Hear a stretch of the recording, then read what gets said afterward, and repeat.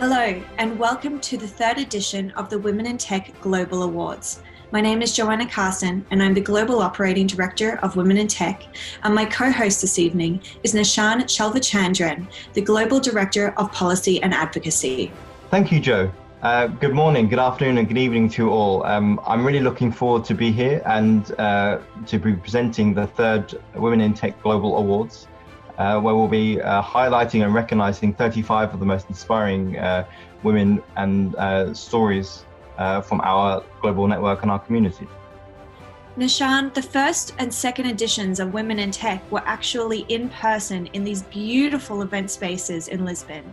Unfortunately, we can't be there again for the third edition this year, but I think it is so important that we continue to create a beautiful experience and space going with our theme this year of women taking up space, because even if we can't connect on that global level in person, women all around the world are continuing to work at their local level to create amazing impact and to accelerate the opportunities and advance women in tech. Absolutely, Joe. And I think one thing that this year in the current situation has shown us is that even though we are doing things online and remotely, that actually the power of networks and communities are really, really valuable and important. And I think this is something that I'm pleased to be a part of, especially this year, as we do things online and virtually for all intents and purposes, that actually we can really highlight and showcase the really powerful and inspirational stories and experiences of our community, and also just how global and wide-reaching it is. So even though we might not be able to celebrate physically, of course, I think we can really show some of the inspirational stories and really set ourselves up for what we are trying to achieve both within the Women in Tech movement, but then of course positioning next year for what we hope to achieve both with gender equity and of course gender equality. One of the reasons why this is the premier Global and Women in Tech Awards is that we have 20 leading experts from around the world judging the thousands of applicants that we received. They spent 1 month shortlisting just 35 nominations to be covered by the 7 awards that we're going to present to you today. The Women in Tech Global Awards categories are the Global Leadership Women in Tech Award, the Most Disruptive Women in Tech Award, the Women in Tech Ally Award, the Women in Tech Lifetime Achievement Award, the Aspiring Teen Award, the Women in Tech Startup Award, and the Most Impactful Initiative Award. We are so thrilled to be able to introduce some amazing women from all around the world today, and starting with no other than the CEO and founder of Women in Tech, Ayumi Moriyuki. Welcome to the third edition of the Women in Tech Global Awards. We are gathered today to recognize and honor the most remarkable women and allies in the tech industry and the incredible work they have accomplished. Women that are fearless with stories we must applaud. Allies that are as committed as the dissidents and activists you've heard from. Leaders that are audacious and who disrupt technology and challenge the status quo.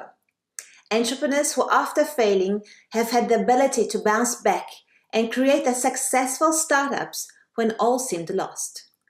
And girls who, despite their young age, are reaching out for themselves and for their future, and who tell all the doubters out there that they better make room. And that's what it's all about, isn't it? About women taking up space where they belong. If in the past decades we have seen the gender gap get wider and wider, 2020 saw the digital divide explode. There are millions of girls who are suffering from not having access to internet or technological equipment. Bright young students who can't afford a laptop, like Aishwarya Reddy, a 19-year-old college student who came under such tremendous stress as she didn't have a computer to study from at home, she killed herself just a month ago. Victim of poverty, of lockdown, and of the digital gap. Perhaps that one of these girls have had the potential to start a business, to find a new medicine, or to transform the world. We must remember that the measure of any society today is how it's treating its women and girls. Not only should they be treated with dignity and respect, but they must be encouraged and supported. And this starts with making sure that every single girl on this planet has opportunities to go to get the education they want and they need to succeed. It is part of the Women in Tech mission to ensure that women and girls finally have this opportunity to live up to their given potential in STEM. We want to support a woman's life cycle career from the classrooms all the way to the boardrooms. And we are on a mission to empower 5 million women and girls by 2030. It is an ambitious dream, but it's not a fantasy, and I am convinced that if we all work together, we can move mountains. We all bring something different to the table, informed by our history, our experience, or our background. And what makes us great is who we are and what we do across the world. And as a global movement, we lift ourselves to heights we could have never imagined before, and we pay forward all the love and the support we have received, because none of this does this alone. So I would like to say a special thank you to our Women in Tech board, our team, and our ambassadors. We are not related by blood, but we definitely are family. And we are going to change the world. I hope you enjoy your evening.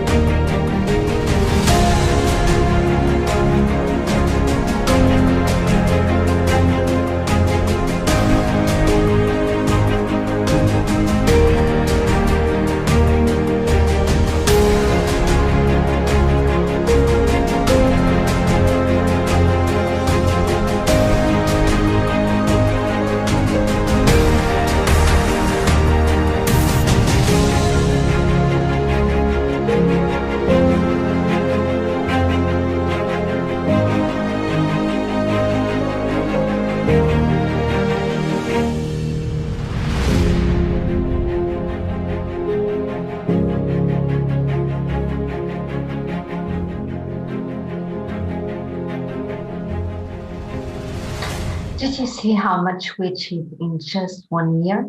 Our ambassadors are doing an amazing work. It is with great joy that I welcome you to Lisbon. I am Claudia Mendes Silva and I am Country Director for Women in Tech in Portugal. For the third time, we are celebrating the achievements of brilliant women in technology. This time, slightly different, with the Portuguese pastry, the long chats lasting during the evening, laughs, and a lot of celebration. But we are still imbued with the passion of our mission. Lift other women, close the gender gap, education, children and girls, give women in tech visibility, and cooperate with all communities and organizations in the world in order to achieve all of that. We couldn't be here without the support of our communities, sponsors, and partners that embrace this mission as their own from the day one. It's with the great honor that we receive for this event the high sponsor of Secretary of State for Citizenship and Equality, Dr. Rosa Monteiro. And now it's the time to listen to her wise words. We're looking forward to welcoming you next year in our sunny Lisbon. And remember, when women lift another woman, great things happen. Muito boa tarde, eu quero antes de mais agradecer o convite para estar convosco, é uma enorme honra. Quero agradecer à Ayumi Aoki, CEO da Women in Tech. Quero também agradecer à engenheira Cláudia Mendes da Silva, embaixadora da Women in Tech e nossa parceira em todos os momentos neste trabalho de promover a participação das mulheres nas tecnologias, e felicitar-vos, também saudar todas as pessoas que nos acompanham através das plataformas digitais. É uma enorme honra também para o governo português que represento poder juntar-me a esta rede e esta terceira edição dos prémios nesta cerimónia deste ano 2020, um ano também tão especial. Quero também felicitar todas as 35 finalistas de todo o mundo, mulheres que assim também adquirem visibilidade e dão ao conhecimento os seus trabalhos, os seus contributos neste domínio tão importante do nosso presente e do nosso futuro enquanto sociedade. Mas permitam-me que vos refira que é também com enorme alegria que tomo conhecimento de que uma destas finalistas é a portuguesa, a professora Elvira Fortunato. É a primeira finalista nesta categoria Global Leadership Women in Tech Award, e portanto não poderíamos estar mais contentes também por este reconhecimento do trabalho e do contributo fundamental de Elvira Fortunato, não só em Portugal mas em todo o mundo neste setor. Esta cerimónia e estas distinções não podiam ser mais pertinentes numa altura que vivemos de acelerada ou aceleradíssima digitalização, muito motivada pelo contexto atual, sendo que sabemos que os setores das TIC são os que sobrevivem melhor às crises, nomeadamente a esta que vivemos atualmente, e também que têm maiores perspectivas de criação de emprego no futuro imediato. Contudo, também sabemos que se trata de setores dos quais as mulheres se encontram muito afastadas, não beneficiando por isso de toda a capacidade, todo o potencial e resiliência do setor tão dinâmico, importante, relevante que é. E sabemos também que, por outro lado, e como o resto nos tem alertado, inclusivamente o último relatório do INDEX, do Instituto Europeu para a Igualdade de Género, sabemos também, como dizia, que a digitalização comporta desafios particulares para as mulheres no que respeita ao assédio sexual online, ao enviesamento dos algoritmos e os próprios impactos da automação. E de facto esta tem sido uma preocupação estruturante do governo português, do governo que integra, especificamente a nossa área da cidadania e igualdade, e que tem a ver precisamente com a integração da perspectiva de género na transição digital, tendo em vista a promoção da inclusão digital das mulheres e da respectiva participação nas TIC. Porque apesar de Portugal ter evoluído mais rapidamente, por exemplo, do que a média europeia no índice de igualdade de género, e ocupar agora o 16º lugar no ranking do Instituto Europeu para a Igualdade de Género de 2020, apresenta um déficit ainda muito sublinhado e que tem a ver com a persistente segregação, quer na educação, quer nas profissões. E de facto, em Portugal as mulheres destacam-se por terem elevadíssimas taxas de participação no mercado de trabalho, desde finais da década de 60, de serem a maioria das pessoas diplomadas no ensino superior. Contudo, estes avanços são em muito bloqueados por este fenómeno que conhecemos de segregação sexual no mercado de trabalho, nas escolhas das áreas profissionais. Só para vos apresentar alguns números, as mulheres portuguesas são apenas 16% das pessoas especialistas nas TIC e representam apenas 0,7% do emprego, de todo o emprego feminino, segundo o DESI. São também 19% das pessoas diplomadas nas TIC em Portugal. E este dado é particularmente preocupante porque significa também um decréscimo que tem acontecido desde 1999, onde esta percentagem atingia os 26,2%, portanto, das pessoas diplomadas nas TIC, 26,2% eram mulheres. Neste momento, em 2018, 19%, em 2005 eram 22%. Portanto, temos assistido a uma descida neste valor, o que é realmente preocupante e alarmante. E representam 16% das especialistas e apenas 20% das cientistas e engenheiras na área da alta tecnologia. E também, de acordo com o WEIG, o gap digital aumenta com a idade. Na realidade, pessoas acima dos 55 anos são o grupo com menos competências digitais em Portugal, e nestas, evidentemente, as mulheres idosas são aquelas que apresentam índices muito baixos no acesso à conectividade móvel. Bom, estas assimetrias de que vos falo são explicadas por múltiplos fatores, uns que estão a jusante, outros a montante, e desde logo os estereótipos que levam à percepção e que têm conduzido à percepção de que as áreas das engenharias e tecnologias são do domínio masculino, até à falta de role models. E, portanto, é fundamental e extremamente importante a existência de redes e de mulheres referência em cursos e empresas tradicionalmente masculinizadas, também no sentido de se evitar o fenómeno do leaky pipeline, ou seja, do abandono das que ainda assim vão entrando nestes setores e que acabam por sair, e é urgentíssimo abordar estes temas na escola, no sistema de educação e incentivar as raparigas a prosseguirem estas áreas. E assim a ação do Governo tem atuado com várias medidas. Desde logo, começando pelo mais recente, no Orçamento de Estado deste ano, que foi hoje, acaba mesmo de ser esta tarde aprovado na Assembleia da República, no Orçamento de Estado para 2021, temos pela primeira vez aquilo que se designa como um orçamento com perspectiva de género, onde colocamos um conjunto de indicadores de impacto de género, como desafios também estratégicos para o próprio Governo e para a atuação necessária nestes domínios, incluindo a transição digital. Vamos monitorizar anualmente indicadores como, por exemplo, a percentagem de mulheres especialistas em TIC ou a percentagem de diplomadas e inscritas no ensino superior em TIC, e isto, evidentemente, que permitirá ir adequando medidas de política para que consigamos fazer aumentar estas percentagens. Esta prioridade está também assumida no Plano de Ação para a Transição Digital, um plano aprovado este ano e que, portanto, está em plena implementação. Neste contexto e num programa nacional que temos designado Encode 2030, que é um programa para a inclusão digital, tive a oportunidade de poder convidar uma especialista, uma mulher especialista nestes domínios, a doutora Luísa Ribeiro Lopes, que é CEO da DNS.pt, para coordenar precisamente o eixo 1 e que vai garantir a transversalização destes objetivos em todos os eixos deste programa.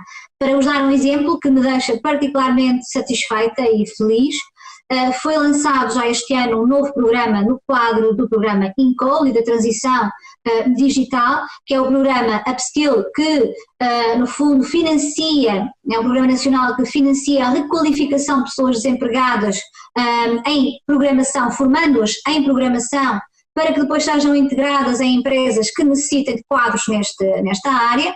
E conseguimos, com medidas de ação positiva, que 40% das pessoas colocadas nesta primeira fase deste programa são efetivamente já mulheres. Este é um resultado já muito interessante desta transversalização destes programas estruturantes de transição digital em Portugal.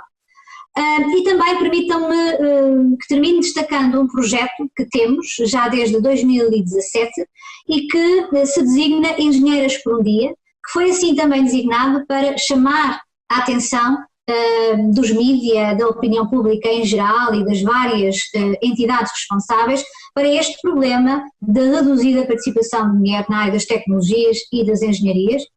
Nós também temos o grato prazer e também aqui um motivo de agradecimento reforçado, porque contamos também neste programa e neste projeto com a parceria das Women in Tech, bem como de 52 empresas do setor das tecnologias, 12 universidades, 22 escolas do ensino secundário e básico, a Ordem dos Engenheiros, e com ele já envolvemos cerca de 8.000 raparigas jovens do terceiro ciclo e do ensino secundário, essencialmente focado em ações de mentoria e de role model, de desafios práticos e laboratoriais, procurando estimular as suas opções em termos educativos para estas áreas.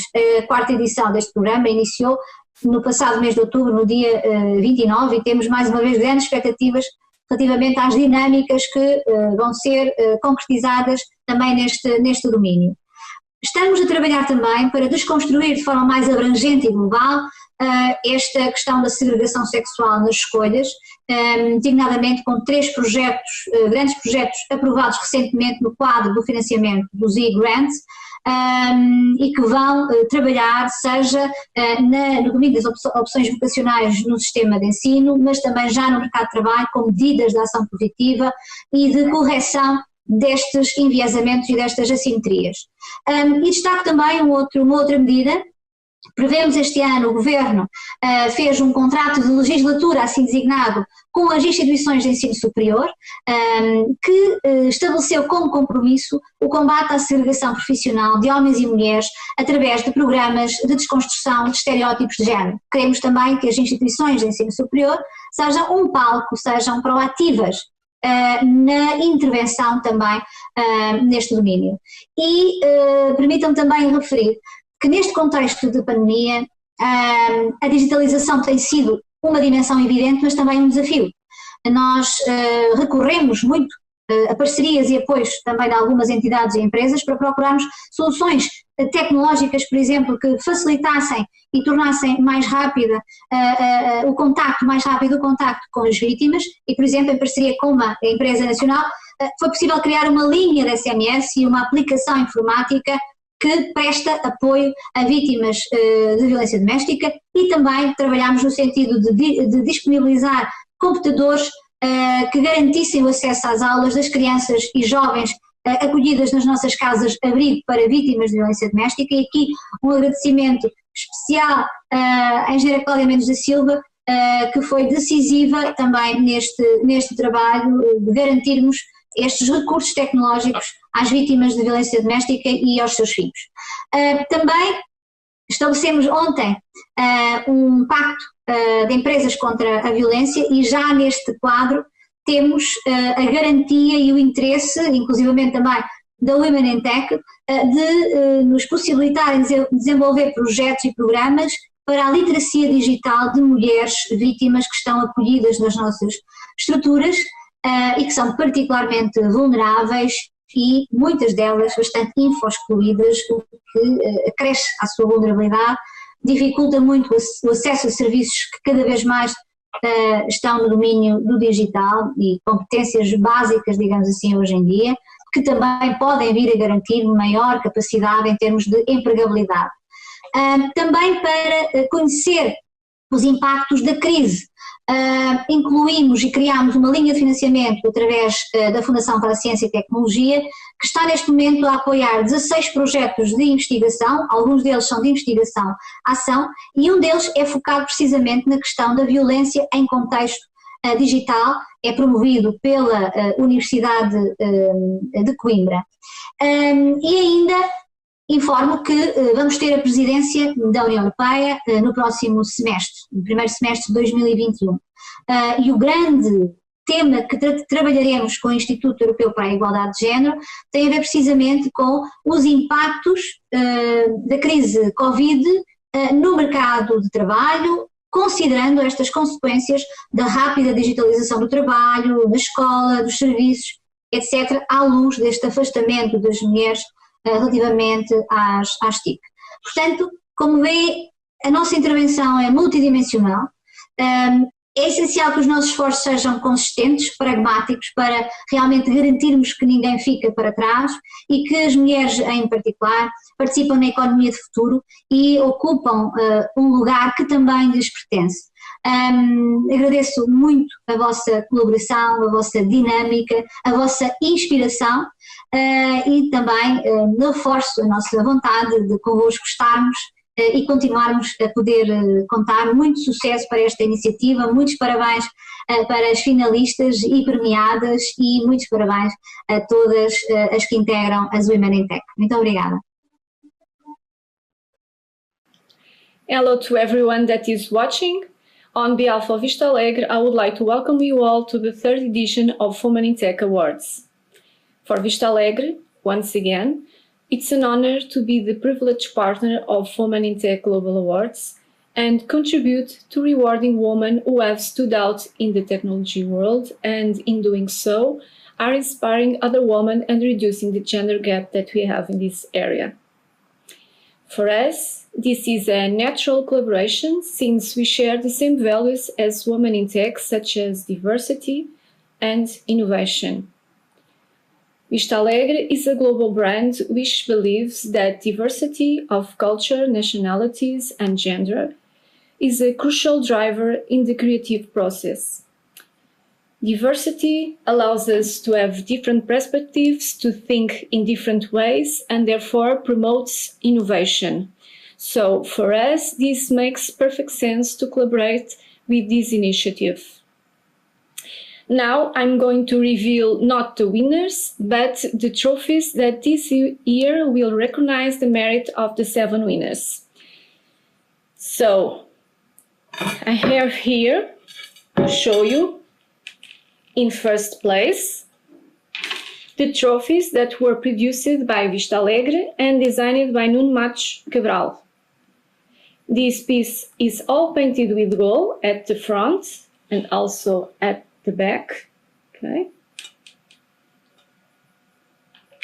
Here, at the center of the piece, and according with Nuno Matos Cabral, the designer, we have the face of a woman who dedicates her life to technology, and around we have the tech circuits that also represents the 5 cents that humans use in the development of their projects. I hope the winners enjoy it, and we invite the winners to share with us afterwards a photo with their awards. As a privileged partner of Women in Tech, Vista Alegre has also decided to offer a special offer to all of you that are watching Women in Tech Awards. We have a promo code that you can use till the end of the year at Vista Alegre online store. The promo code is Women in Tech 2020. Applies to our tableware, home decor and giftware collection, but also to our newest product segments, the textiles. That includes, for example, this cashmere scarf that I'm wearing today. Look like this. To recap, the promo code is Women in Tech 2020. Finally, on behalf of Vista Alegre, I would like to congratulate all the 7 winners, but also the nominees for their work.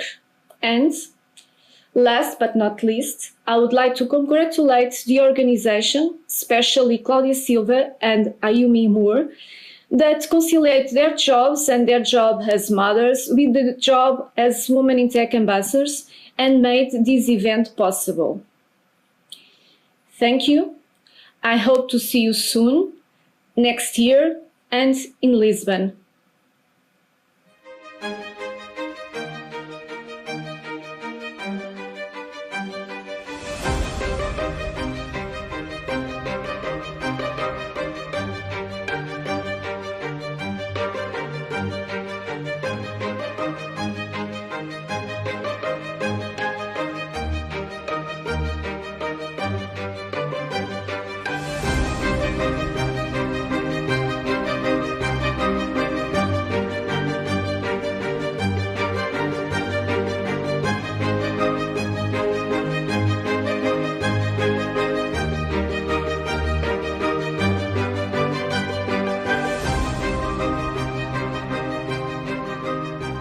And she invited me, and it was an enormous, big pleasure to be with Women in Tech, because it's a very well-known organization around the world. And for me, the empowerment of the women is very, very important. So for me, it was a big, big honor to be working with Women in Tech and also Vista Alegre partners. This partnership was very important for me. I think for me the most important was the woman. So I started in the center of the piece. As you can see, you have like two faces, and those two faces represents the woman, the shape of a woman. A common woman. A woman could be like in China, it could be like in Europe, could be like in Africa. So all the women that works with iTech. And also you have like the circuits around it that is like the networking. And it's important also to understand that in the shape of the face you can see like the 5 senses. And that 5 senses, because I think the woman, when she's working and she's like thinking in new projects, she's thinking with all the senses. So it's important, that's why they have the circuits on the face, on the shape. Thank you. Thank you. It was a pleasure.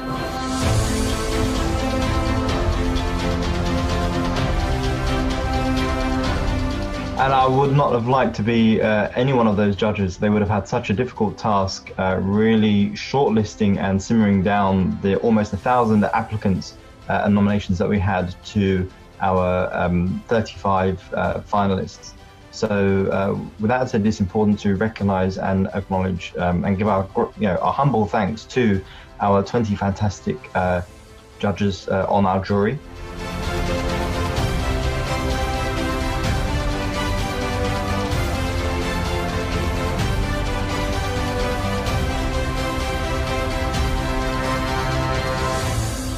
Our jury for 2020 are Hussein Al-Mahmoudi, CEO of Sharjah Research Technology and Innovation Park;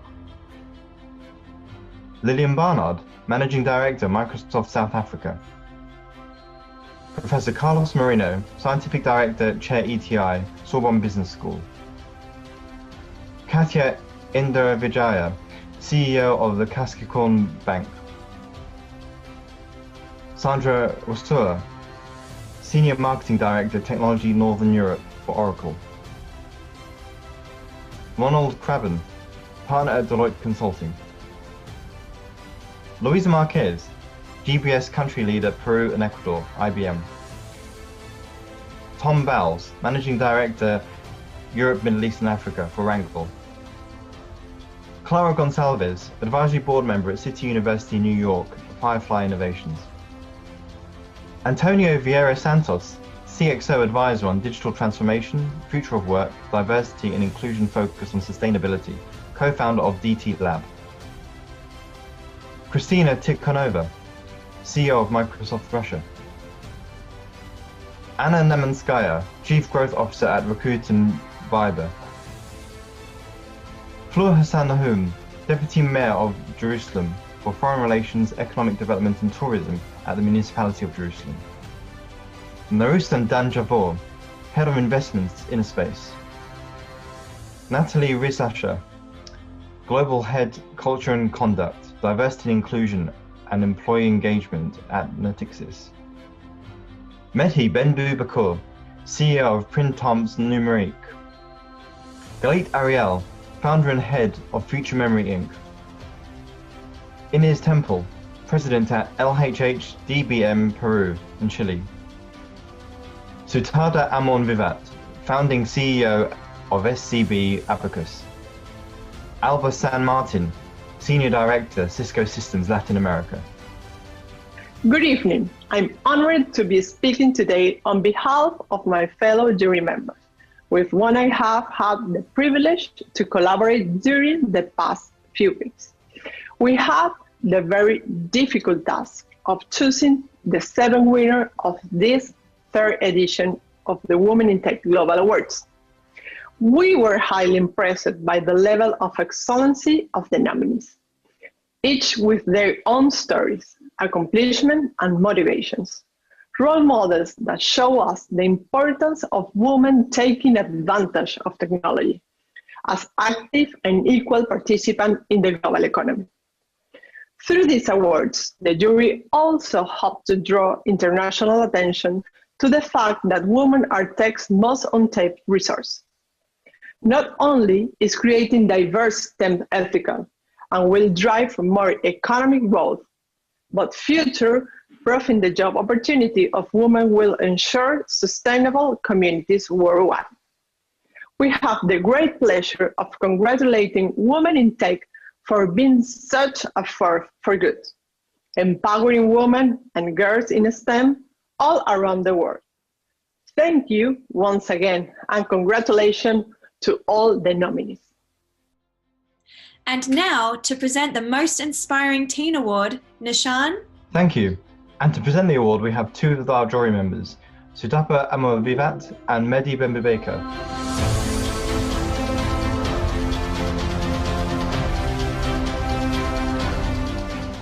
Good evening, and thank you for joining us at the Women in Tech Global Awards. I'm so proud to be included in this fabulous event. Women in Tech has a double mission to close the gender gap and to help women embrace technology, not only for ourselves, but for generations to come. As such, it is integral to our work that we support, engage, and learn from our youth. They will, after all, reap the rewards of today's work and hopefully continue to inspire a better future. This award exists to celebrate the young women who are not only carving out a future in technology, but who are striving to make positive change in the field of diversity and inclusion. It's over to you, Mehdi, for the nominees of the Aspiring Teen Awards. Thank you, Sutapa. I'm very honored to be here tonight and to announce the finalists of the Most Inspiring Teen Award. And the nominees are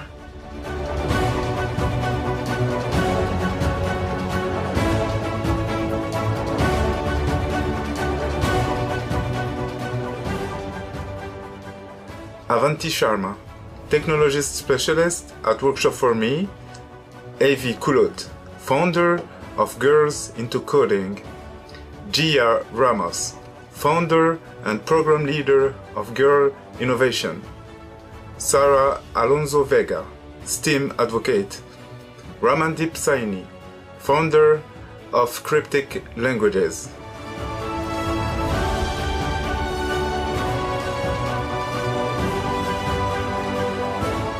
And the winner is Avi Kulot, founder of Girls into Coding. Congratulations. Thank you so much, Women in Tech Global Awards, for nominating me as the winner in the Aspiring Teen category. I feel really honoured and humbled to be recognised for the work I'm doing in trying to get more girls involved in tech and STEM and coding-based activities.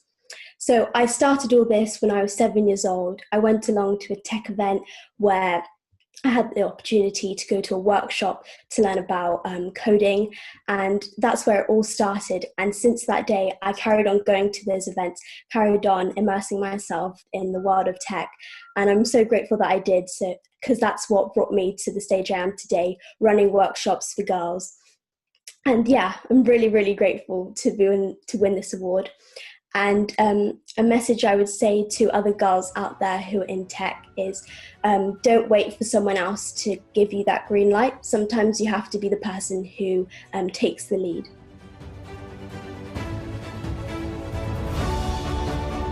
I started Girls into Coding, so through running workshops, I noticed that the majority, or sometimes all of the attendees, were boys, and I thought, how could I change this? In the sense that how could I get more girls involved in these kind of things.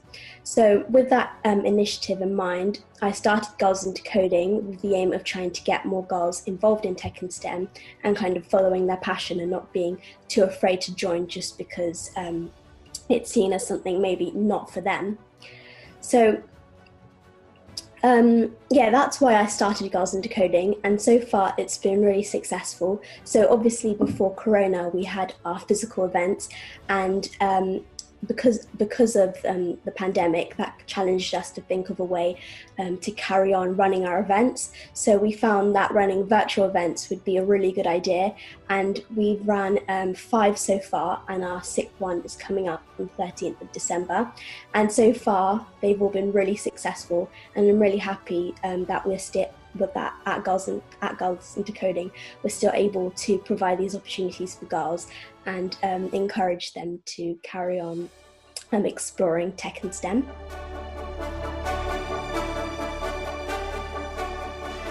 And my mission and my dream is to try and get girls and women to be seen as equal.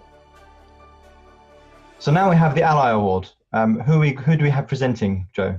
Thank you, Nishan. To present the award is Galit Ariel and Clara Gonçalves.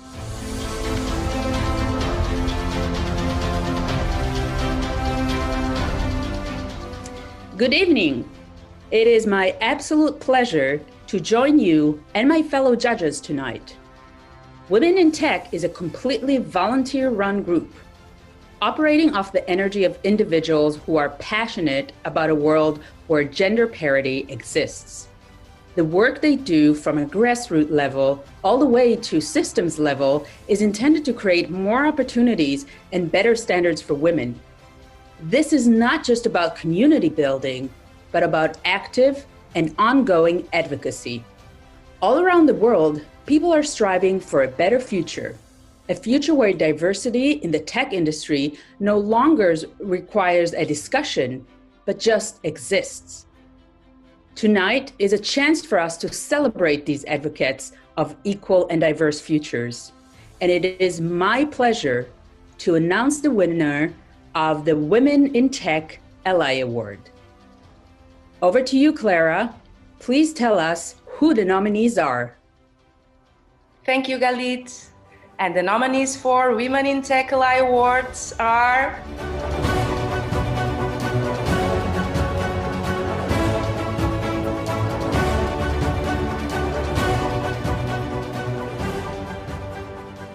Maha Shikha, founder and CEO of SheWorks. Stephen Frost, CEO of Frost Included Limited. Sonia Barlow, founder and CEO of Like-Minded Females. Hayan Keenan, student IoT engineer and researcher. And last but not least, Sarah Porter, founder and CEO of Inspired Minds.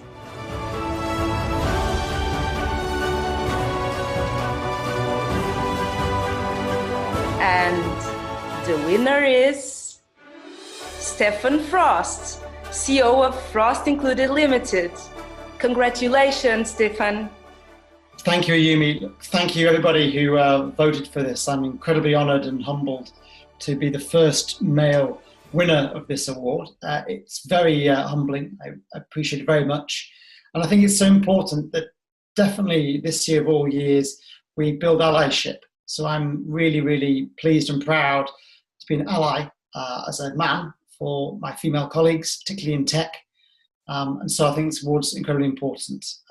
Gender is about men and women. It's about everyone coming together to tackle inequality and make sure that the very best people can get what they need to get on. So thank you very much. There is no better inspiration for disruption than Bjork, which is why we're thrilled to present a cover of Bjork's Bachelorette by the wonderful group Mogadiscio.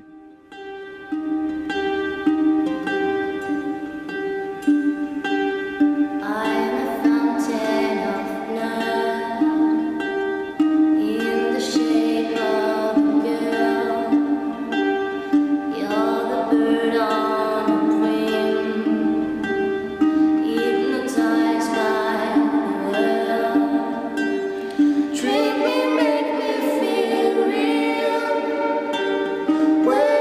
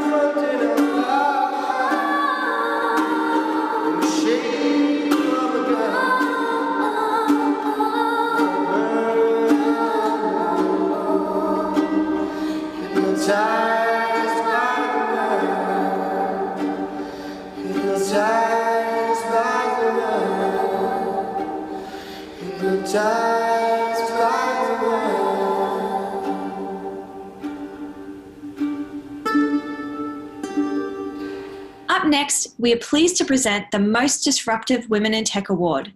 And who are the jurors who will be presenting the winner, Nishan? Thank you, Joe. So we have two members of our jury, Flor Hassan Hum and Antonio Vieira Santos.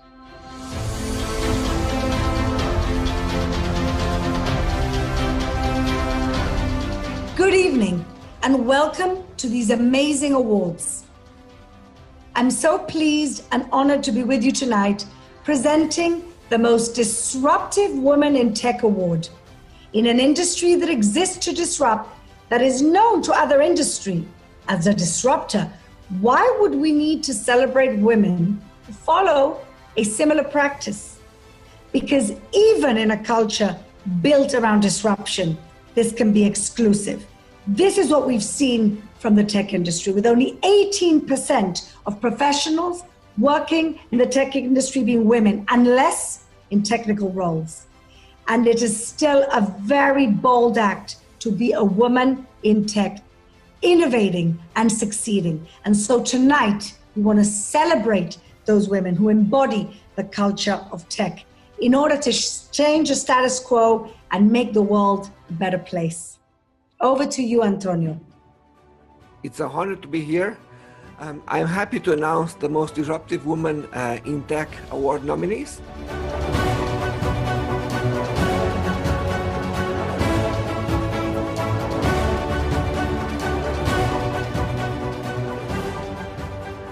Starting with Dr. Adriana Marais, founder of Proudly Women. Amparo Narvarte Garcia, founder of B89 at Kulki. Kira Harinsky, chairwoman and CEO of Diagnostic Robotics. Liana Melikskian, chief operating officer at Stilfor Company. And Dr. Nadine Aran, founder and CEO of Proximy.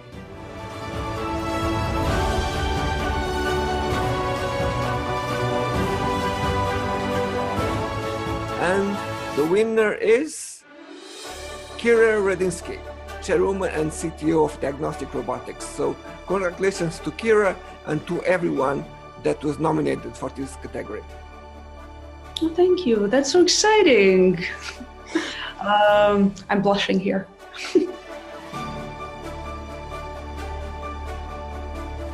I think the most important thing is not about thinking what the prize is doing to me, and it's what it's doing to this 4-year-old girl or 12-year-old girl that wants to be a scientist, that needs more role models. And I think this is the point of everything that you've done here so far, is creating more and more role models, young entrepreneurs that are bringing value to the community, to healthcare, to the world, making decision making so much better. And I'm honored that you've selected me to be one of those role models, but I actually want to stress even more. I dedicate this award to all of those other children that want to be the scientists, entrepreneurs, have big dreams, and don't be afraid to move them. Don't be afraid to make them happen. Eventually, the world is at your hands after we're going to start building it to be a better place. Thank you so much.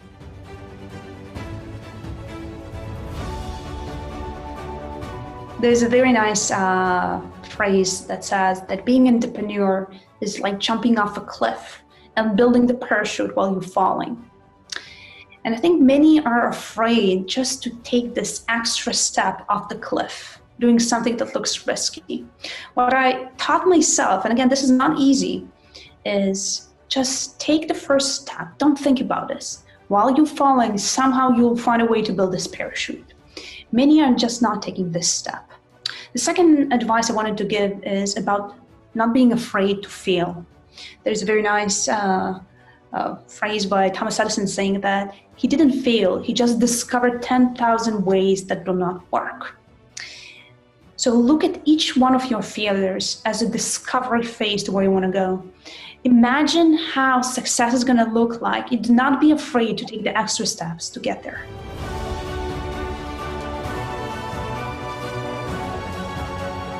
I grew up with only women in my family. My mom and my aunt are refugees from USSR who left when I was very young to Israel. Since I can remember myself, since the age of 5, I always wanted to be a scientist. This is why when I was 15, I started my PhD in machine learning and data mining in the Technion. Most of my work involved how can we take everything humanity wrote since 1851 till today and build machine learning models that can read all of those news articles, all of those encyclopedias, even social media, identify patterns in history, and try to predict future events. I worked a few years in Microsoft Research, collaborated with the Gates Foundation, and we predicted the first cholera outbreak in Cuba in 130 years. We then had a work with collaboration with the UN and predicted the Sudan riots in 2013. I then decided that I actually want to leverage all of this technology I've been working on and bring it into the real world.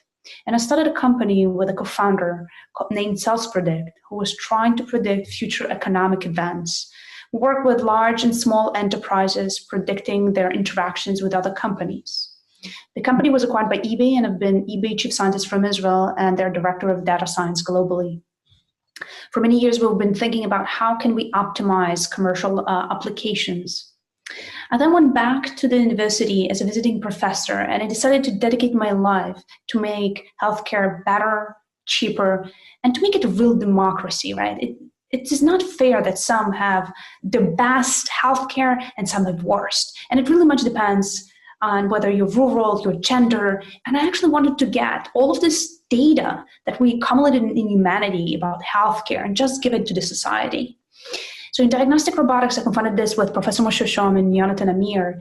We're building a system that looks at tens of millions of historical medical records, billions of claims, reads all of those, and builds an automated clinical triage system that is capable of automating many processes inside emergency departments and primary care, and eventually reducing the waiting times in emergency departments from the 3.6 hours there are today to less than 2. Think about this. In less than 10 years, 3.8 billion people will not have access to primary care. Eventually, this is not a scalable business to have more and more doctors. And this is where I'm so excited to bring those AI technologies to start automating and scaling healthcare for the world. Up next, we have the Startup Award. Joe, who do we have presenting? Presenting the Startup Award is Anna Nomenskaya and Tom Bells.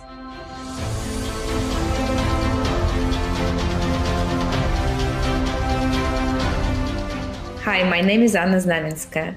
I'm Chief Growth Officer of Rakuten Viber. But before joining the corporate world, I used to be a startup girl as well. And that's why I'm very happy to announce today a nomination of the best women in startup for Women in Tech.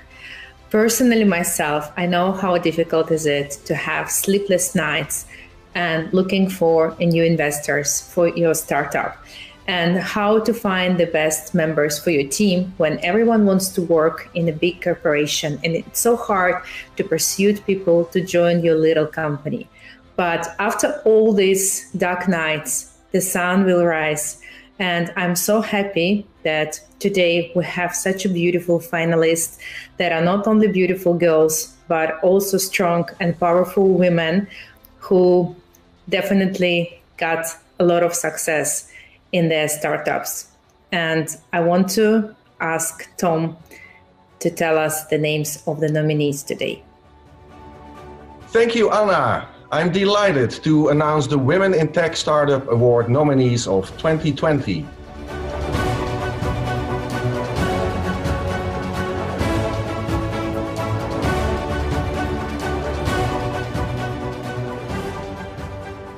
First, Lia Molezzelli, co-founder and CEO of Lenoma Legal. Then, Dora Palfi, co-founder and CEO of Imagilabs. Mariel Diaz, co-founder of Tridative. Monica Abarca, co-founder and CEO of Kaira. And finally, Divya Hegde, founder of the Integrated Penguin.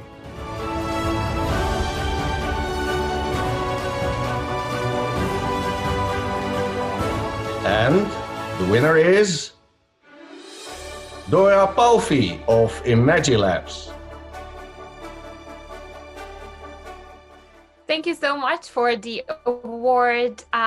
of the startup category in the Women in Tech Global Award. I'm extremely humbled to receive this prize, and I'm really excited for it to highlight the work that we do at Imagilabs.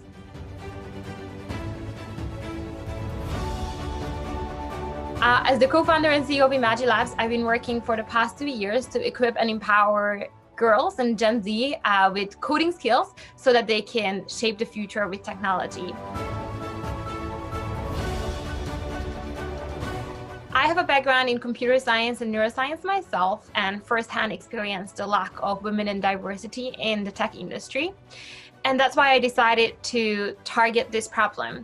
In particular, I've been working together with teenage girls and trying to co-create and come up with ideas of products that they would want to use to learn coding with. The solution that we came up with, our product, is the ImagiCharm. You can see the box here. It is a smart accessory that you can customize with code. Just now, it was referred to in certain publications as the new Tamagotchi. So if I turn it on, you can see now it wakes up and it's ready to be coded. This little gadget can be customized through programming in Python directly on the phone.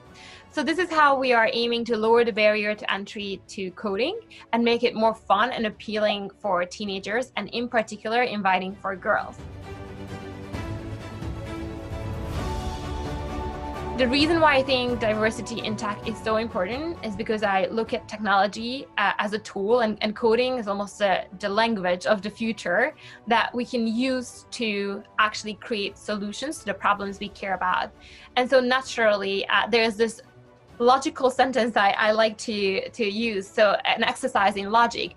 If technology is the future, and we agree on that, then if women are not equally involved in tech, then we also don't have an equal chance to shape the future. And this is what we want to change. And I'm really excited that this event is put in place, and it's an opportunity to highlight other initiatives that encourage and empower women in technology.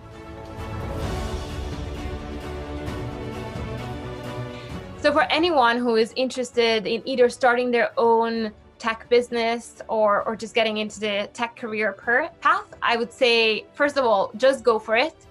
And second, if you would like to start a startup, my best tips is always to start with the problem that you want to solve and are truly passionate about, and then finding a team that you will want to work with to solve that problem. I'm extremely lucky to have two incredible co-founders with whom our sisterhood is really what's pushing us through the difficulties and the tough days. So thank you again for the award, but also for organizing this event.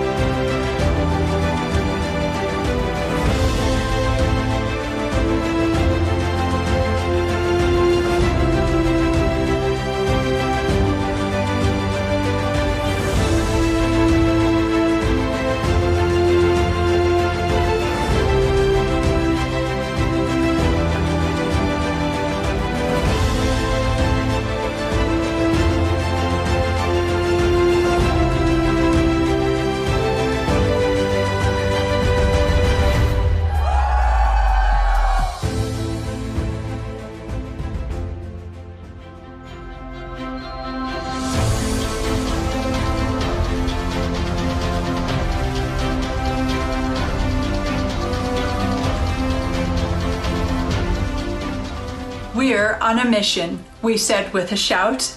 And with Ayumi's grand vision, we had little doubt. 50 signed up for the opening gig. At Elsevier's Amsterdam HQ, something told us this was going to be big. More than 300 came to learn and listen to our plea, and we knew in an instant there was a great need. To close the gap and empower, our mission is bold. 5 million more women in tech whose stories must be told. We embarked on a path, 5 sustainable development goals, purpose-led, action-driven, passion-filled, to make impact from our hearts, minds, and souls. A wintry night filled with magic at Amsterdam's Sofitel Grand cast a light on AI and art and an all-girl digital rock band. We gathered in Utrecht at the HQ of Unit 4 to upgrade our skills on LinkedIn and network some more. We must build confidence and inspire, so the many events we began, and along came Corona to alter our plan. But in this age of adaptability, clever entrepreneurs are we. So we continued online to learn to pitch ideas through authenticity. Topics abound in the time of COVID-19. Human skills, remote working, taking charge of your career, the importance of D&I, tech and collaboration, you will find it all here. An around the world tour, united ambassadors far and near, convening thought leaders, executives, and allies, an event we all cheered. Partners, sponsors, and collaborators all keen to partake in our growing community to help pave the way. Oracle, Deloitte, the Dutch VHTO, dozens believe in our mission as we do. Hello Mentor, Rise, and Women in AI. Do you want to be part of it too? Onwards and upwards we go, launching high-impact classes, coding, pitching, and role modeling, and amazing youth ambassadors. Your persona, passions, and presence, getting girls into STEM, learning to pay it forward so there are many more of them. Yes, women belong in tech. Digital marketing, heavy assets can sometimes be tough. Tech must represent all of society, and it's fun to do all this cool stuff.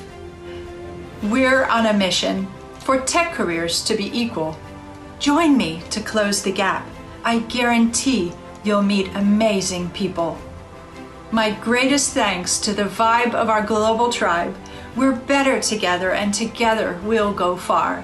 It's the privilege of my lifetime to help move the bar.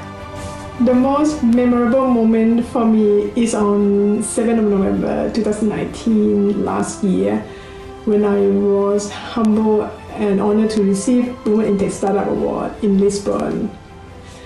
And I joined the team now as the ambassador of Thailand chapter, and it's been my great honor and pleasure to work alongside with Ayumi, the president, and lots of amazing women in the team.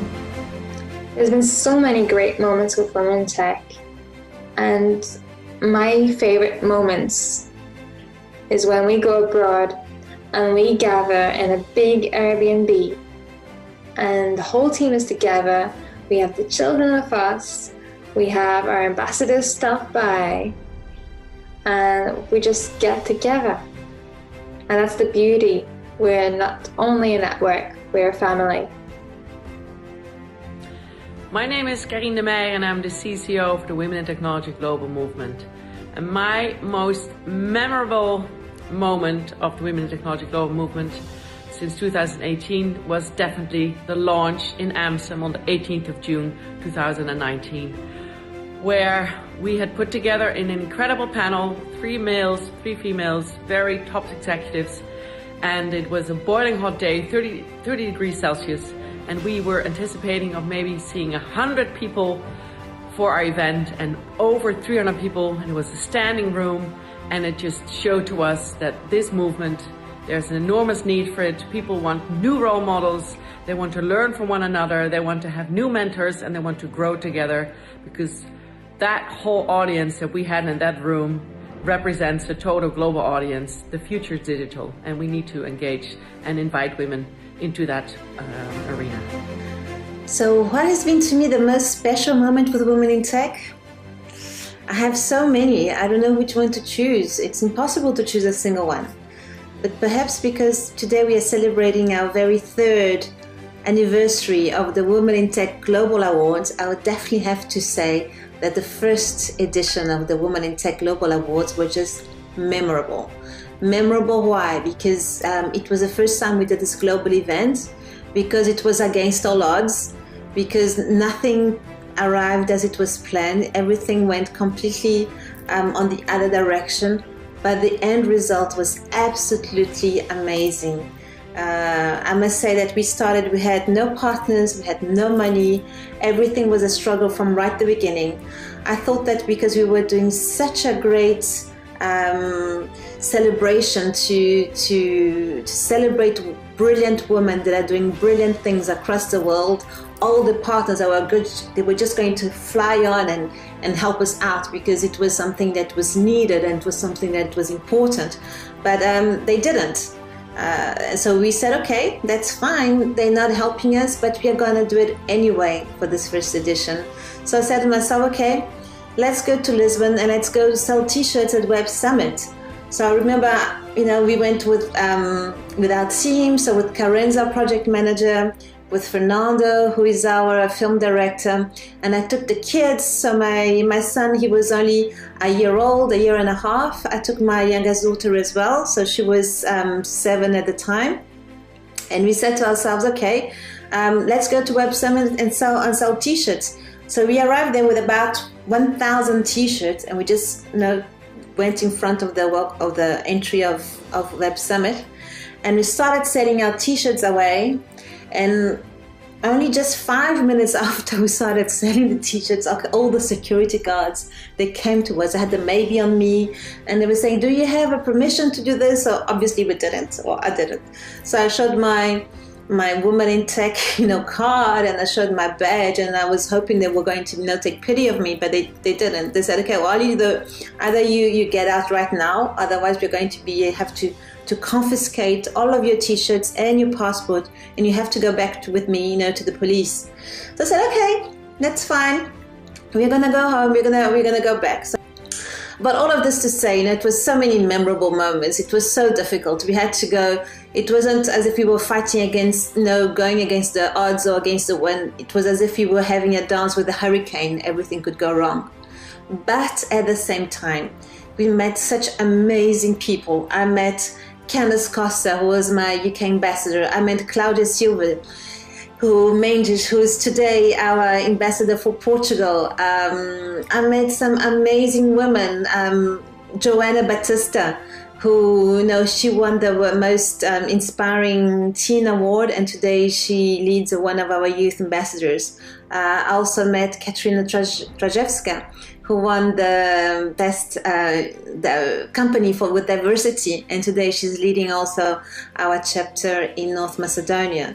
So I think all these human experiences that we live through and we go through, it makes it all worth it, because at the end,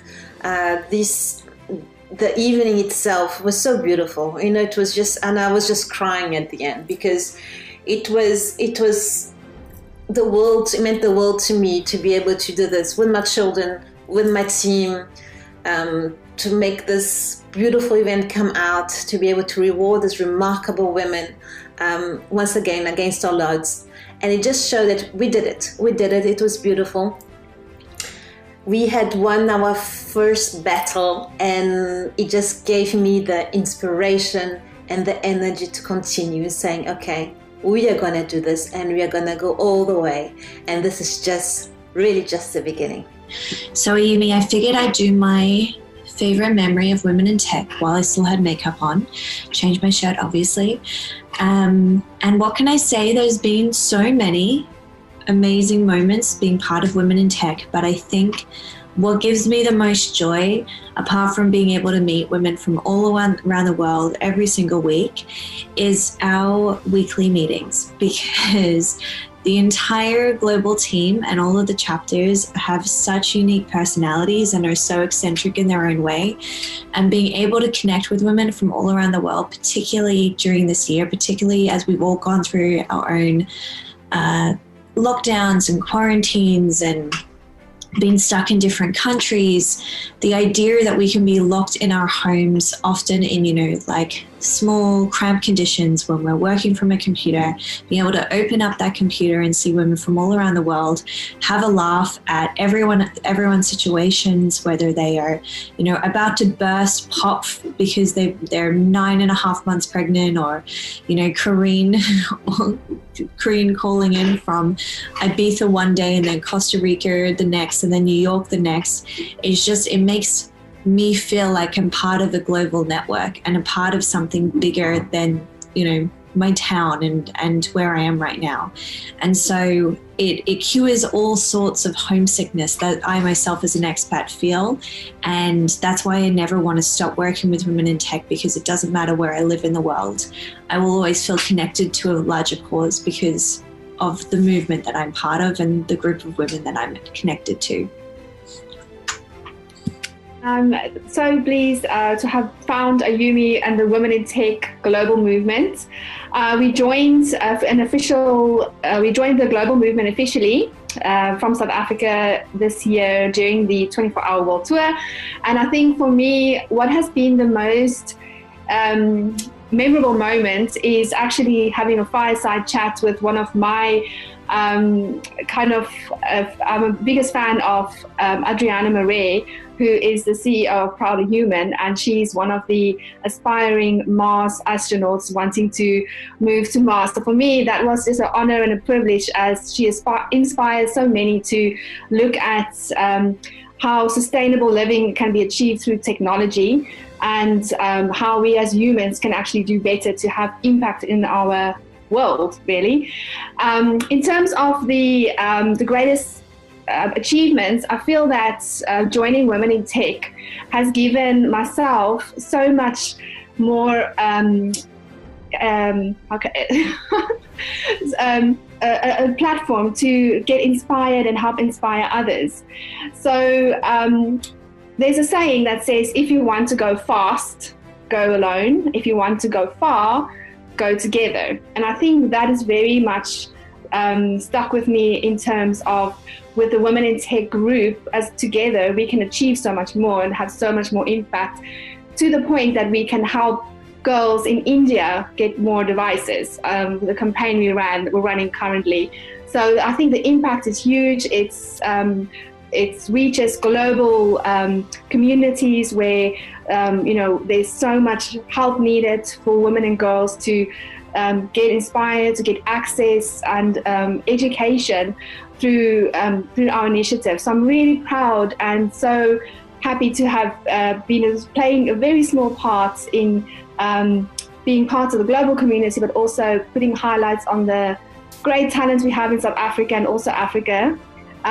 So for me, it's just the sisterhood and the friendships and the global reach and the real impact that you can achieve as a connected community. That's been my highlight. But I can't wait for what's to come for next year.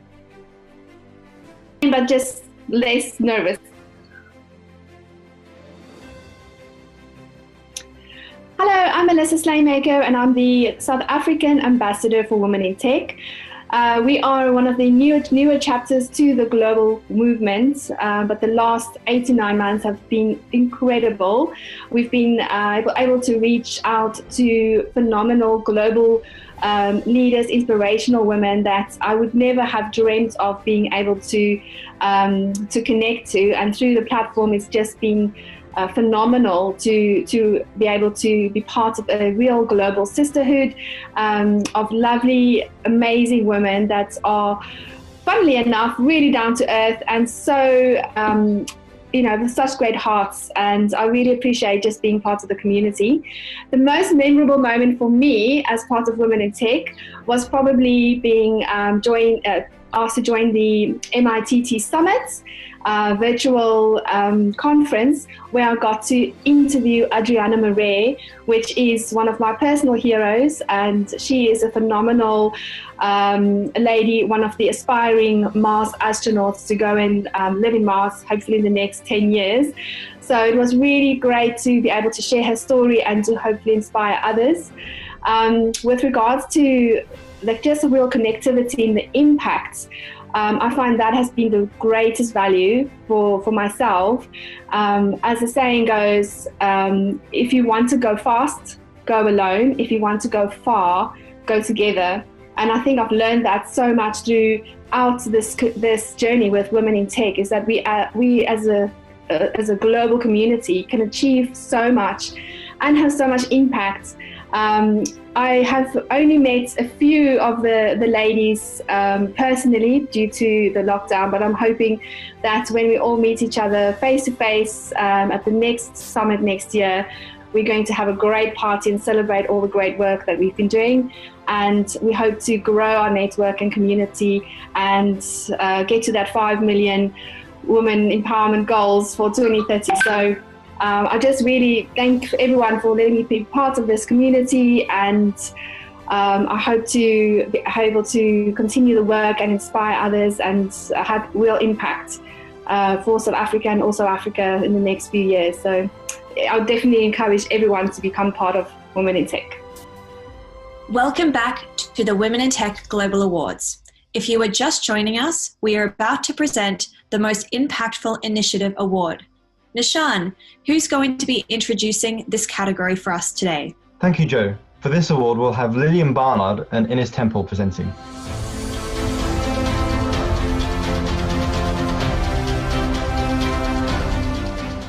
Good evening and welcome to the Women in Tech Awards. If you've just joined us, let me welcome you to what has been an incredible experience for me. And I'm sure that there are thousands of people watching around the world. It is now my pleasure to announce to you the winner of the Most Impactful Initiative Award. And I do not take this responsibility lightly, because in my opinion, the concept of impact is by far the most important topic featured here tonight. And let me tell you why. Because for every act we make as individuals, companies, and communities, contributes to the world we all live in. Understanding that being thoughtful about our actions will ensure that this contribution is intended to make real impact. This award celebrates a company that has done just that. They have created an initiative aiming at empowering women and girls to close the gender gap in tech. And I'm now going to hand over to Ines to announce the nominees. Thank you, Lillian. It's been an amazing ceremony until now, and I'm delighted to present to you the finalists of the Most Impactful Initiative. The nominees are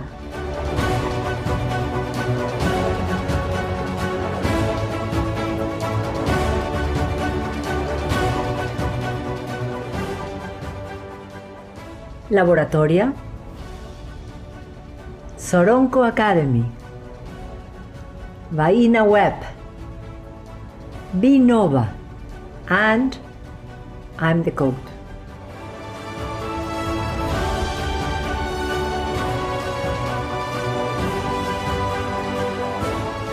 And the winner is Soronko Academy from Ghana. Hello, everybody. My name is Regina Hunu, and I'm the CEO of Soronko Academy. I am very thankful and honored to be awarded the Most Impactful Initiative Award in the Women in Tech Awards.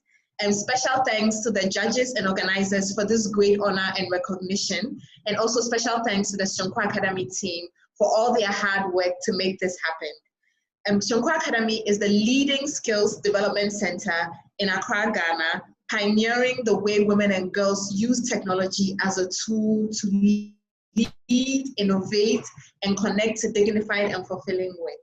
To date, we've trained over 10,000 women and girls working in different industries across 8 regions in Ghana, and also expanded our impact to Burkina Faso. So at Sonko Academy, we believe that technology can really be a platform and a leveler for both genders. And with a focus on women and girls and bridging that gender gap, we are making sure that we have the female perspective in a technology that's being created, and that women are also able to use technology as a tool, not only to solve problems around them, but to be able to solve and impact their families, their communities, and the world at large. We are currently scaling our operations, and we're excited to be able to continue to drive impact with the work that we're doing by reaching more women across West Africa. We currently operate in Ghana and Burkina Faso, and we're looking to add more countries and add more women.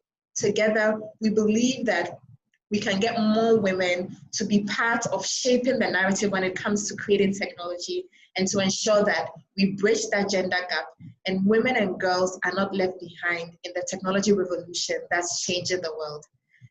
Congratulations to all the award winners and to all the other nominees who are doing amazing work.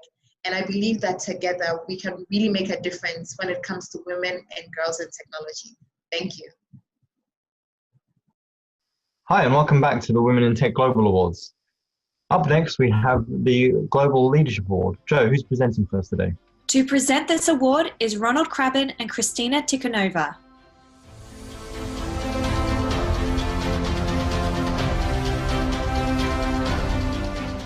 Good evening. I'm so pleased to share in this wonderful event with the thousands of people joining us from around the globe. Thanks, Ayumi and the whole Women in Tech team for inviting me. It's a true honor. There are 3 reasons as to why these awards exist and why I am joining you today. The first is that women are underrepresented in tech. The second is that as the tech industry, workplace, and society evolves, we need to be proactive about ensuring women don't get left behind. This skills gap must not increase but decrease in what is the fastest growing and most lucrative industry in history. And finally, we are here today because this underrepresentation is most thoroughly demonstrated on the leadership level. Just 3% of tech leaders globally are women. Despite the gains women have made towards gender parity in the last generation, there are clearly still serious challenges to accessing the same opportunities and achieving the same results as their male counterparts. Which is why the women who have become leaders of tech, who have faced these challenges and prevailed, are so incredible and should be celebrated, each with their own story and motivations. Help to inspire and pave the way for women leaders of the next generation. It's my pleasure to announce the Women in Tech Global Leadership Award together with Kristina Tikhonova. Hello, dear colleagues. I'm really happy to be here today, and thank you so much for the Women in Tech for having me here. It's a huge privilege, to announce the nominees of the Global Leadership Women in Tech nomination. It was really, really hard to select the nominees from the great number of very diverse leaders, and I'm happy to announce today's nominees.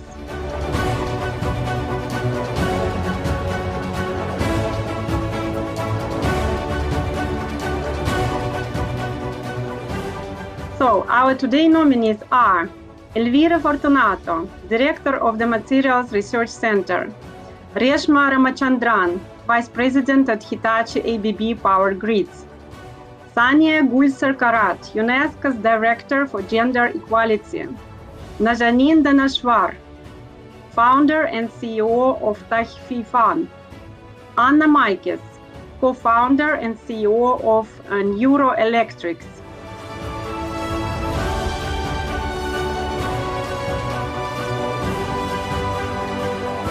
and the winner is Sania Gulsar-Karat, UNESCO's Director for Gender Equality. Oh, I'm so moved. Thank you. Thank you. It's wow. Good evening. I'm Saniye Gülser Korat. I served as Director for Gender Equality at UNESCO from September 2004 until the end of August 2020. I led UNESCO's research on the digital gender gap and the resulting landmark 2019 study, I Would Blush If I Could. And I think that is why I am honored with this acknowledgement by Women in Tech. Our research highlighted widespread inadvertent gender bias in the most popular artificial intelligence tools. And our report sparked a global debate, a global conversation with the technology sector, culminating in a keynote address at the 2019 World Web Summit in Lisbon, which is the largest annual global technology conference. I published UNESCO's follow-up research in August 2020 in a report entitled Artificial Intelligence and Gender Equality.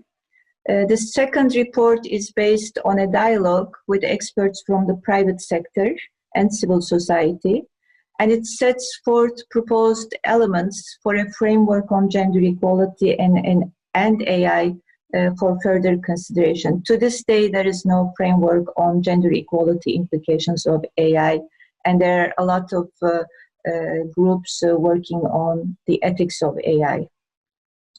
As a result of my work in this field in the last 3-4 years, I was named one of the top 10 women leaders in technology in 2020 by the Digital Future Society. And now with this recognition, I feel my work is really acknowledged and valued beyond our wildest expectations.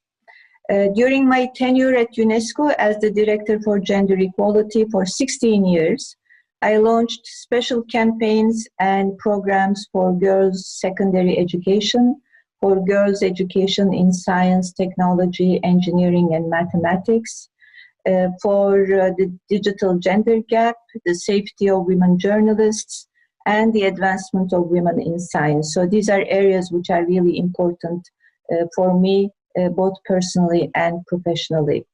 I also led change at UNESCO, convincing our 195 member states to recognize gender equality as a global priority, which they did in 2007.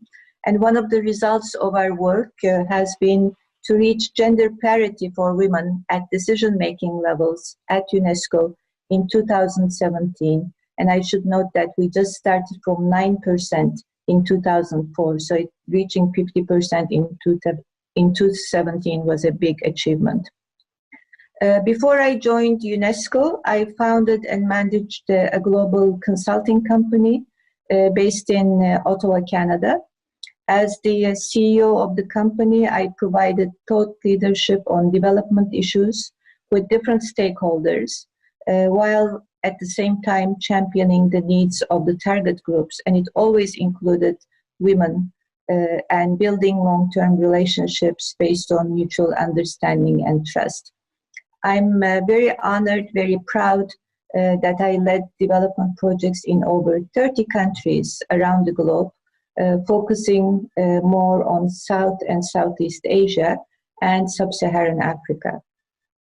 During my work in Canada, I also continued my academic work as a professor at Carleton University and at the University of Ottawa. In terms of my own educational background, I have graduate degrees from Carleton University and from the College of Europe in Bruges, Belgium. I have continued my education through different executive education programs, and I have certificates from the Harvard Business School and Harvard Kennedy School. I currently serve on the boards of Women's Leadership Academy, which is based in China, on the International Advisory Committee for Diversity Promotion at Kobe University in Japan, Law School Global Women's Leadership Project at the University of Pennsylvania, and I'm a member of the Global gender equality incubator called Exponent. I'm also a member of the Women Executives on Boards, as well as Extraordinary Women on Boards. So this is just a little bit about my life and my journey. I was also asked to tell you what it would mean to me to win in this category. Well, first, let me thank again, very sincerely, to Women in Tech for including me in this group of amazing women leaders in the technology sector. It's truly an honor and it's very humbling. It's humbling to be acknowledged for work that I did without thinking about any awards or any recognition, but because I had the conviction and the passion. When I started this work, my only objective was to shed light on the digital gender gap, which we knew was getting wider instead of getting diminished. So I decided to undertake this research to shed light on this phenomenon. And our research led us to explore other observations which we came across during our research. One of those observations was the inadvertent gender bias in AI-powered tools, and the other one is what we called the gender equality paradox, which indicates that in countries where gender equality indicators are better, fewer women, fewer girls go into STEM and technology fields, which is really interesting and needs to be followed up on. I was also taken aback with the global reaction to our work, to our findings and recommendations. As UNESCO, we published many reports and many studies. We had never had such broad-based and continued interest in our findings. And this recognition is also an indication of the value added of our work. So I feel very accomplished in that respect. In the last few years, the technology sector, the space has become quite crowded with really important work, experts and academics and researchers, both in the public and the private sector. So to be singled as one of top 5 finalists for this award is already an incredible acknowledgement, and I feel like a winner already. But of course, winning will be the icing on the cake, as they say in English. And who doesn't like to win in a field which is so important and so significant for our lives at the moment?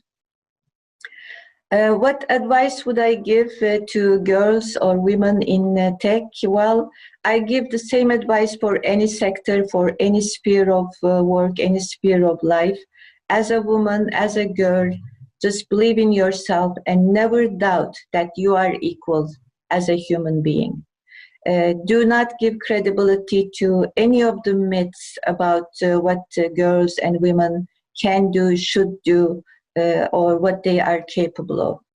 At UNESCO, we also did a lot of research on girls' approach to STEM subjects, and I know from our research, from our empirical evidence, that little girls and boys grow up, as they grow up, a sense of what they should be doing or not doing does have a very real impact on their confidence and on their motivation, especially when it comes to scientific and technological fields. Even when there is absolutely no doubt that girls perform as well as boys do, they still don't seem to feel as confident as the boys.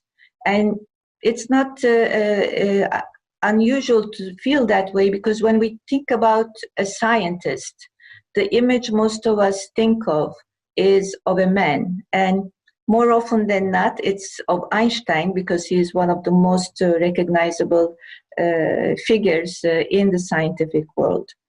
But this picture in our heads of an eccentric, absent-minded man as the only noteworthy scientist is really not reality. It's a myth. There are thousands of women scientists whose work benefits us all today, and we are beginning to learn about them through some of the documentaries and movies. Just to mention one very recent example.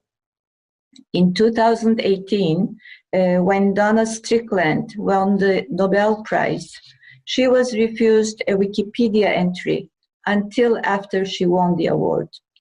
But when you look at her colleague, who was a man, with whom she shared the prize, he had a page since 2005. So not having the names and the photos of women scientists in scientific journals, in Wikipedia, in other platforms does not mean that there are not thousands of women scientists who contribute to the advancement of scientific and technological knowledge. The unconscious bias and the unconscious gender stereotypes keep us believing in myths. And I think my advice would be not to give more credibility and to avoid that trap. Thank you very much. Welcome back to the Women in Tech Global Awards. Our final award category this evening, last but not least, is the Lifetime Achievement Award. Nishan, who will be introducing this category? For this most prestigious and very honorable award, we'll have presenting Natalie Risasha and Carlos Moreno.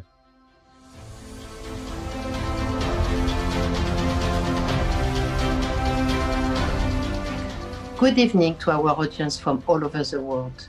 It is my absolutely pleasure to join you today and announce the Women in Tech Lifetime Achievement Award.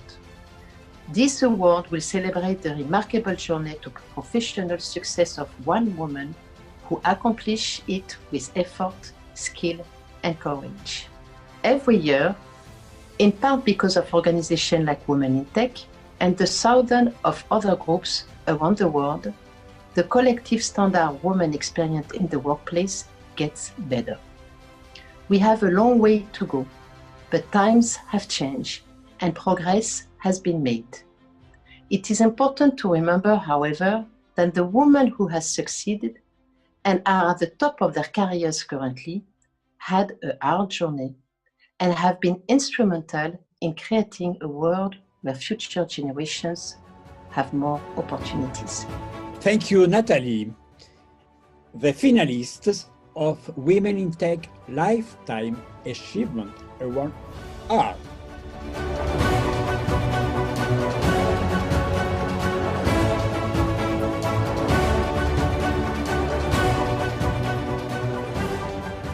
Silvina Moschini, co-founder, president, and chairwoman of Transparent Business. Anne Boden, founder and CEO of Starling Bank. Sarah Al-Ameri, Minister of State, Advanced Science Portfolio, UAE Federal Government. Monica Retamal, CEO of Codea. Fatama Chantarouk, Vice President for Indochina Expansion and MD of IBM.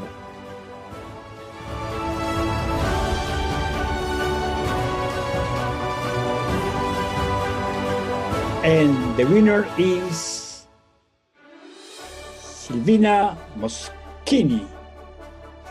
Congratulations! As Ayumi said, it is time to bridge the gender gap in the technology industry by celebrating the remarkable women from around the world who innovate, inspire, and transform the sector as we know it. I am truly honored to receive the Lifetime Achievement Award today by Women in Tech. Your commitment is instrumental to the goal of achieving equity and inclusion, and I'm very grateful for everything that you do. I'm also privileged to share this virtual stage with my fellow finalists, brilliant women with foresight, vision, and passion to drive change and make the world a better and more inclusive place. Ever since I was a little girl, I wanted to be a princess, but a princess that built her own castle. When I founded She Works, I had a vision for the future of work, a future anchored in technology that provides equal opportunities for everyone. Because in a world where half the men abandon their jobs because of lack of flexibility, technology helps us to economically empower women by connecting them with jobs without walls and without limits. It is because of that, and because it allows them to do what they love and remain close to the people they love the most, that I'm extremely passionate about technology. Because I understand that work is something that you do and not a place where you go to, and technology makes it possible. Something that may sound obvious today as it is remote work, it was certainly not obvious 7 years ago when I started my company. The success today is only possible thanks to the team, the amazing team that support me every single day, and the thousands of investors, customers, partners who believe in our organization since the onset of this journey, when many thought that remote work was impossible, and made me become the first Latinx women founder to build a billion-dollar company that seeks to use technology to build the largest marketplace for women job opportunities in the world. The global pandemic has brought many things to light. The one thing that is certain today in the post-COVID economy is that technology has been the lifeline for many, providing opportunities for employment, diversity, inclusion, and growth, no matter the size of your business or the industry that you are in, or even your gender. Because, as we all know, talent has no gender, and we need to use technology to connect this talent with opportunities around the world. So I'm grateful to all of you for everything that you do, for this recognition. Thank you for helping us to inspire many women from around the world to think big and fly high, because we truly believe that with technology, girls can accomplish anything. Thank you. The Women in Tech Global movement is championing gender equality and gender equity globally. In order to be representative of the cultures and the communities that we champion and represent, it's important that we actually include culture and art into our technological thinking, which is why we refer to this as STEAM: science, technology, engineering, art, and maths. It is for that reason that I'm pleased to introduce our next singer, Nueva, who is singing a song originally written by Violette Parra called Gracias a la Vida. Gracias a la vida que me ha dado tanto, me dio dos luceros que cuando los abro, perfecto distingo lo negro del blanco, y en el alto cielo su fondo estrellado, y en las multitudes el hombre que yo amo. Gracias a la vida que me ha dado tanto, me ha dado el oído que en todo su ancho graba noche y día, grillos y canarios, martillos, turbinas, ladridos, chubascos y la voz tan tierna de mi bien amado, y la voz tan tierna de mi bien amado. Gracias a la vida que me ha dado tanto, me ha dado el sonido y el abecedario, con las palabras que pienso y declaro, madre, amigo, hermano, y luz alumbrando la ruta del alma del que estoy amando, la ruta del alma del que estoy amando. Gracias a la vida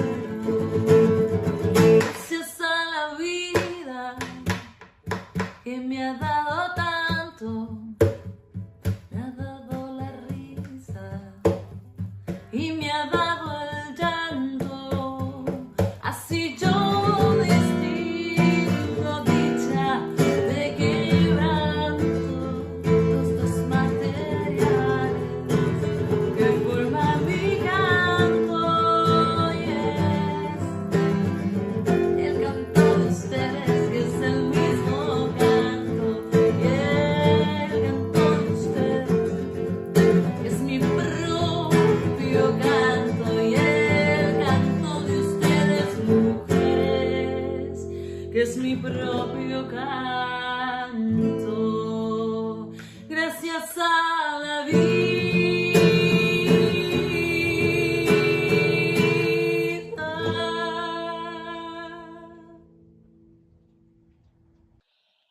Good evening. My name is Karine de Meijer, and I'm the CCO of the Women in Tech Global Movement. And I want to say thank you. Thank you for tuning in to our 3rd annual Women in Tech Global Awards.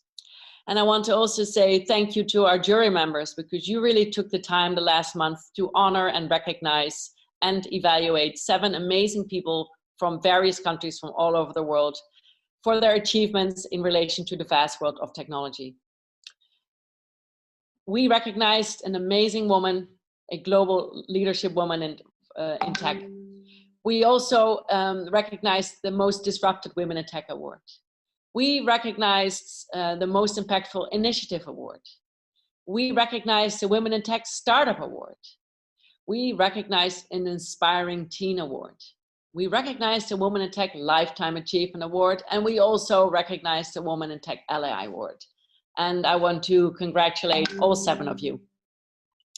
This movement was founded in 2018 by the incredible visionary Ayumi Moore Aoki, who had a dream to globally connect, touch, inspire women and girls from all over the world into the exciting and constantly innovating and evolving world of technology, and to attract young girls to choose a study or a career in STEM, so that they can be part of the future, because the future is going to be digital. And I think this is something that we've all come to realize over this past challenging year, because never before in history was the global population so aligned.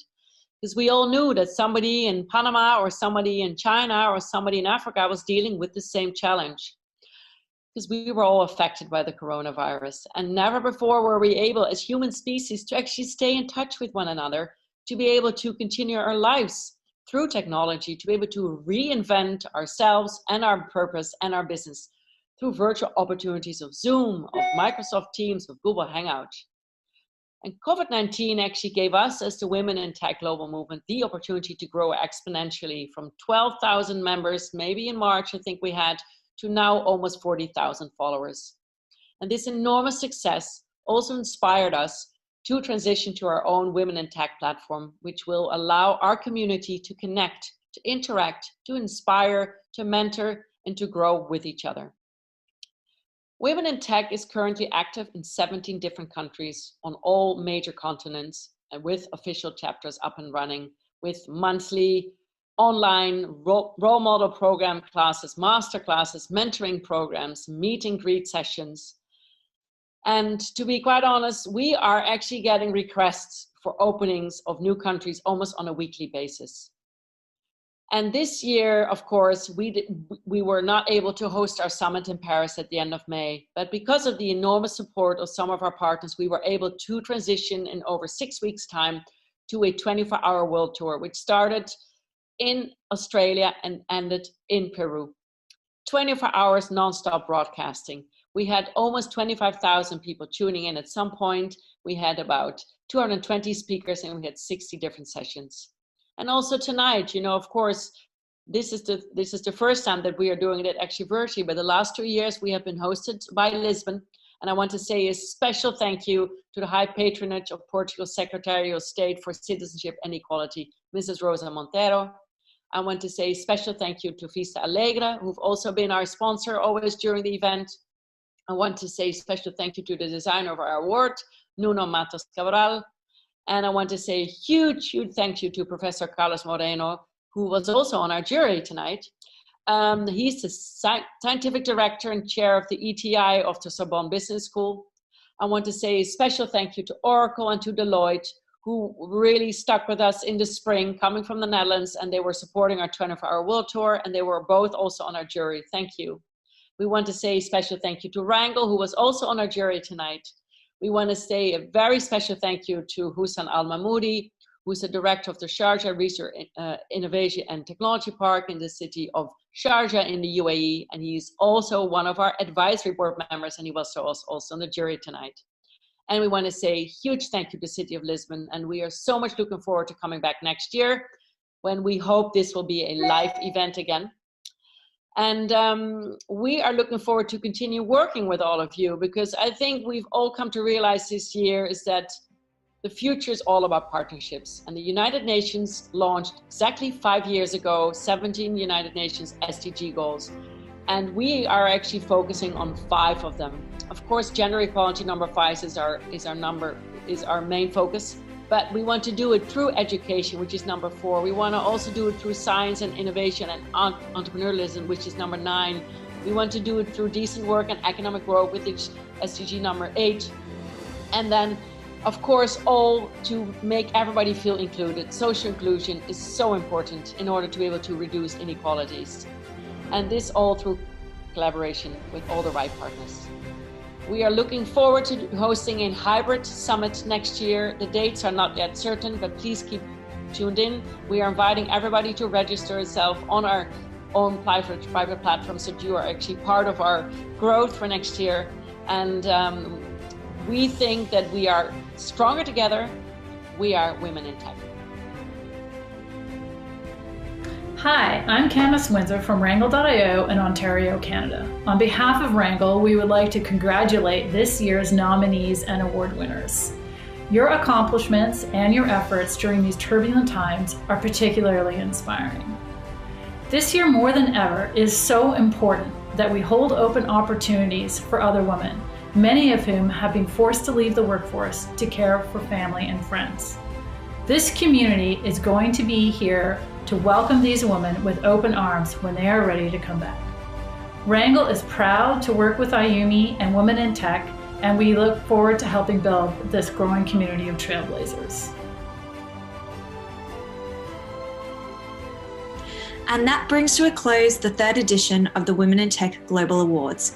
It has been my absolute honor to be co-host this evening. Nishan, thank you too for being my host. This has been a first experience for both of us. Absolutely, Joe. It's been an honor and a privilege to co-host the ceremony with you. And of course, seeing the 35 really inspirational stories of the women who have been awarded this evening and recognized for their efforts. I think it's a real showcase of the exemplary work that the whole global movement of Women in Tech actually endeavor, and really representative of our global community.